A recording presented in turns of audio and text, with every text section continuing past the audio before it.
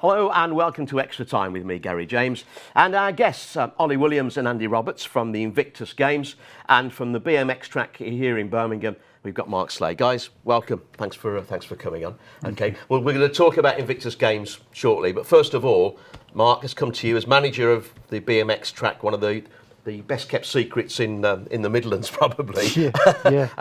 Tell us a little bit about where you are and how it all got started.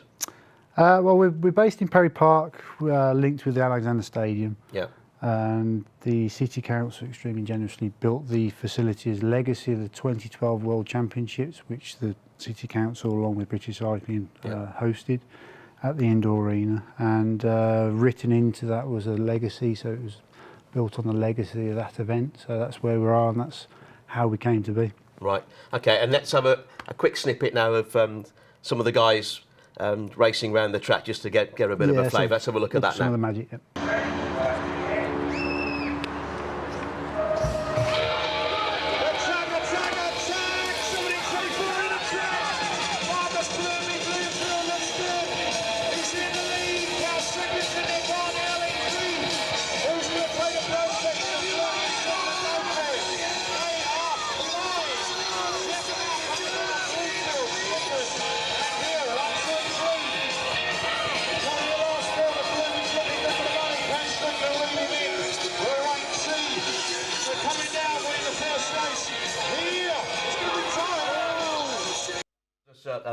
A little taste. That gives us a flavour of what it's like. But those guys were going, they're quite some height there, isn't it? Yeah, the highest point off the floor there is probably around 13 foot off the floor. But the idea is for the really fast guys to stay as low as possible, because that's more speed. Yeah. So the higher you are, the more you're floating around instead of being faster. And another thing that we don't get from that clip, and I know when I came to visit you a couple of months ago, to actually stand on the top and that start line. That's high. You know, and I know certainly some of the little kids go off it. It scared me to death, I tell you.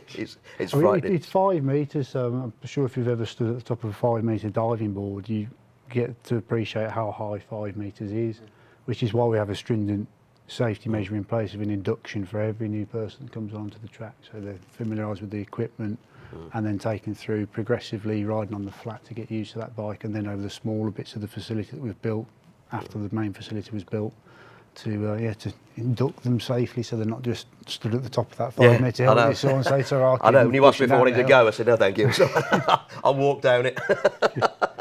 And of course, something that a lot of people in the Midlands won't know really, unless you're in the world of BMX, is Shanaz, who was in the GB team of the Olympics 2012. Was training with you guys and still comes back every now and again. Yeah, she's come down for a good few sessions to help out the local kids and the guys on certain teams in certain clubs that have got involved with the community outreach and coaching, putting something back to the kids, and that's what we all see professional athletes doing. And Sinead has been doing that. We've had sessions with Lee and Phillips as well. So both the Olympic riders we've had come to the facility, and it's there for the community and from every layer of society to try and come and utilise that if it's what ticks their boat. And what sort of age do the kids start, Mark? We have toddlers from 14 months on bikes, because there's a new technology of balance bikes, and we're supported by Strider balance bikes, whereas a tiny little bike, the seat will drop right the way down to the floor for the little legs. They've got no pedals on them, so it's the future for every person to learn how to ride a bike. You don't need stabilisers, you need to just focus on balancing, and to see the progression of the kids already since we've been involved with Strider and with balance biking is absolutely fantastic, and we need to take that out to the schools, to the local communities, to the television, to spread the word that this is taking off in other areas of the globe. It's massive in America, massive in Australia, and it's going to give the kids the life skill to go forwards on bikes for the rest of their life, whether that's just for commuting, leisure, just around a local park, or indeed whether it's competitive cycling within mountain biking, BMX, or indeed track, which is what Sinead has now gone on to, and she'll potentially destroy the competition on the track because of her power. But what BMX will give you, as all the Sinead and Liam have got to the Olympic level, what they will tell you, it gives you that life skill, that confidence, the physical strength and health to take you through life in a more positive way, and that's the whole underlying aspect of all sports and working in a community-based project is sharing that positive nature. Is there anything, when we come on, we'll talk about the Invictus Games a little bit later, guys, but is there anything within the games that relates to cycling that you do? They do hand cycling and road cycling, but there's not any, nothing around a track? No, not at the moment. No. But it'd be good to. I think that they will start adding more sports into the. Because I think cycling generally has really taken off, and certainly around the Midlands. I know that there's more and more people on the road now, and they're trying to develop the cycle lanes. I mean, it's a little bit different to riding around a BMX track, but it's good, and it's obviously it's healthy, isn't it? It's as we evolve with the technologies that we've got and the facilities that we've got. As that evolves, then different opportunities are made available to different people. I don't know if you're aware of downhill wheelchairs. Yeah, but you can have a enduro. Downhill wheelchair. Yeah. So you've got basically a mountain bike handlebar to it. You've got mountain bike wheels and mountain bike suspension. So it's basically a scaled down off-road buggy, but it's gravity fed. Yeah. So for disabled people, they go up on a ski lift and then trundle down the hills in Scotland and places where it's all, you've got the hill to be able to do it. But as sports and we all move forwards down a great path that we're on, we can just see with the balance biking and all the different aspects of everyone coming together and sharing ideas. It's helping improve sports and I mean, when you think about it, you said the balance bike for the little ones, it's just a bike with nothing.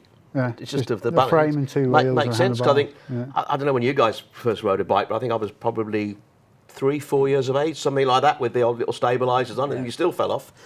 Because you don't learn to balance, you learn to lean onto the stabiliser. You take the stabiliser away, and then you well, it was the old trick, because your mum or your dad, or whoever it was, used to hold the saddle behind you, didn't you? You thought you were great, and you didn't know when they'd let go. And that's when it, See, that's with the balance bikes. The kids can teach that themselves, because they will naturally learn by the experience of running themselves along and taking the feet off the floor. That's how I balance, and that's how people learn quicker with the correct tool being used. And regarding anybody up and coming now, that's training with you, ready for the next Olympics, have you got anybody? Yeah, well, when we met before, Gary brought Maddie along. Of course, Maddie, yes. And she's absolutely accelerating from where we've... A few months ago. Because she's what, 14, 15? Yeah, still very young and very, very talented, and not only talented but determined as well.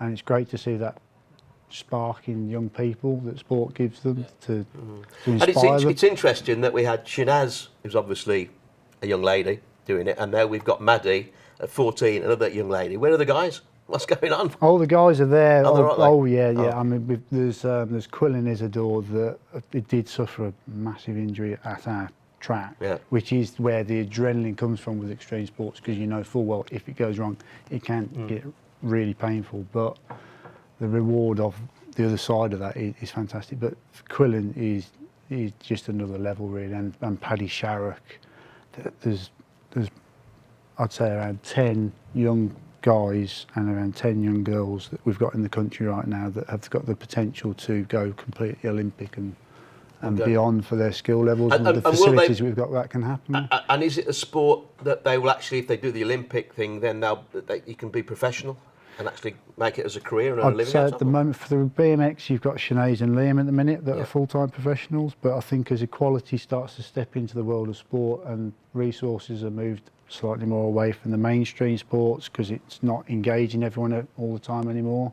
and people start to look at different people within society with their own needs, and that resource will spread out, I think, amongst the minority sports more, as we're seeing now, and we're seeing the positive effects of it. That's measurable, and then we can improve on that. Okay, and obviously summer's upon us, schools, half-term and summer term coming up.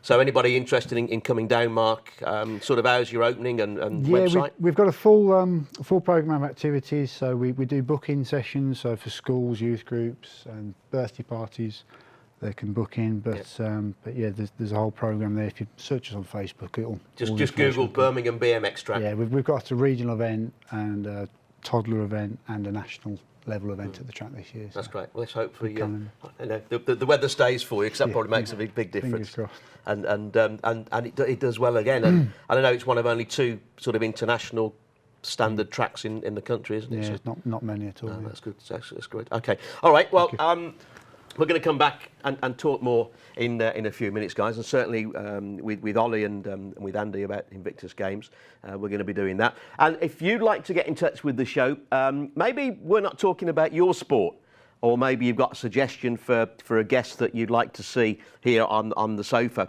then please get in touch. You can do that by emailing extratime@bigcentre.tv. That's extratime@bigcentre.tv. But for now, that's half time on Extra Time. We'll be back in a couple of minutes.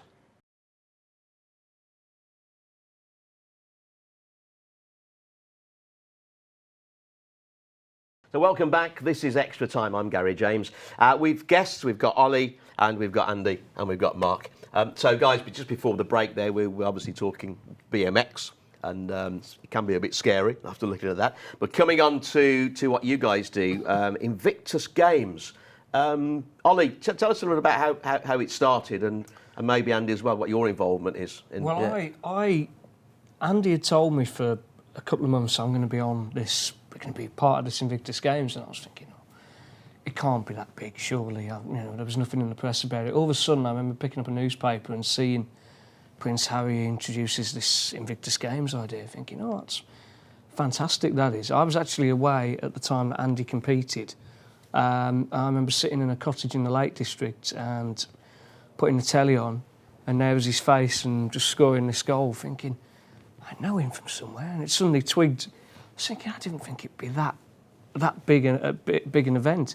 And it's proved to be really big for him, and it's obviously changed his perspective. Basically, Help for Heroes has been running something called Battle Back for quite a few years. There's been a lot of injured servicemen and women coming back. So is that your background? Were you I was in the services and yeah. you're injured? And yeah, I got injured in Afghanistan in 2009. It was a blast injury to my left leg. Right. So have you? Sorry to butt in, Andy, but so did you lose part of your leg? Basically the blast damaged like my upper thigh, so Right. it's caused a lot of muscle loss and neurological problems. Like it damaged the nerve, so I get problems. But basically, the idea is the power of sport. You can focus on your sport rather than your problems or your injuries. So basically, Prince Harry went over to America, where in the USA they do something called the Warrior Games, which is actually coming up in June. Sorry, and he thought that'd be a good idea to do it, multinational, and he basically set it up. It was quite set it up in 7 months, I think. So it was not many people knew about it. I mean, the BBC run with it, but there wasn't much coverage. And basically, there was the sports from cycling, wheelchair basketball, wheelchair rugby, to athletics and swimming and such. But I took part in the wheelchair basketball tournament where we beat the USA to win gold. So. Right. And how long ago back was that? When did you first get involved? I first got involved last sort of April, and the games took part in September. But the Warrior Games is coming up in America in the 16th till the 30th of June, which I'm hoping to be involved in. So the Invictus Games then is open. Is it open to disabled and able-bodied people, or is it just for the military? It's injured or sick in service. Right. But what me and Ollie are doing, we basically trying to run like a community event where we're gonna, use the sports to go into like a local school, which is what Oliver's been setting up, and we're hoping to basically use the disability sport as a tool, and hopefully we can highlight it to any students that might be interested in playing that sport. Yeah. But the bigger picture is to highlight to people that in life you come across problems or injuries or illnesses. You can there's always an adaptation to focus on something else rather than the problem. So what do you do? Actually, I know you're involved in running the games, but surely that's not a full-time job for you, is it? No. What do you do? Are you still involved in the forces, or? No, I got discharged from the forces 2 years ago. So basically, we've sort of been volunteering, trying to set this mini, sports day event. Yeah. So that's coming up in Wolverhampton in. Yeah, it'll be a Coppice Performing Arts School, July the 1st, and it's open to primary schools at the minute that Coppice have an intake from in the area. Right. We'll be hoping that next year, come next July, we'll be able to obviously open it up to all schools within the area. I'm hoping that it can run. So tell us a little bit about the Coppice Performing Arts Yeah, School. Coppice Performing Arts School. Me and Andy were students there a long, long time ago, and it just seemed a natural kind of idea to take Andy back to our secondary school so that he could tell the students. It's an inspirational story, like you said, that it doesn't matter how injured you are, you have to there's always a way of getting past that injury and getting through it. And we sat down and the idea Oliver come up with the idea. Yeah. And to be honest, I've seen what it's done for me, because when I first got injured, I focused on what had happened, the negative side, the negatives, yeah. And until I got involved with sport, that took me away from getting up in the morning thinking, oh, I'm in pain. I was thinking about competing and thinking about how am I going to train today, or how am I going to do this. Yeah. And It's taking that negative aspect of having to deal with that problem yourself physiologically, but then the coping mechanism of using sport as an outlet in a positive way far outweighs all the negative impact on your life from your injuries. And I think that you can see that throughout sport and life, that the positive any really sports, activity like your centre is an asset to the community, because it gives, new riders, your riders, a chance to not do, the wrong things, and they've got positive way to channel their energies wherever the interest lies, whether it's in the sports you guys cover. And especially for you coming. I mean, you've basically been in the forces, which is like being institutionalised, isn't it? Yeah. For X number of years. Yeah. All of a sudden,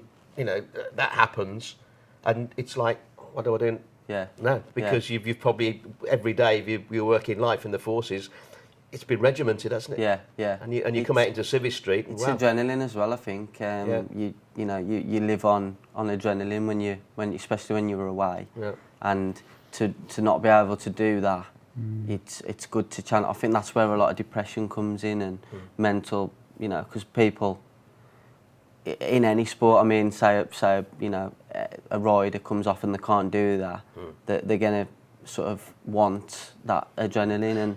And I would have thought, people with disabilities, no matter how great or how many slight, there's more and more now getting into sport, and we see more of it, thankfully, on TV. Yeah. And like the biggest one, talking about wheelchairs, is the wheelchair tennis. Yeah. Where we had the young lady from the Midlands that won 5 Grand Slams, I think, didn't she? Not too long ago. And it's becoming more and more. So events like you guys are doing and talking about it.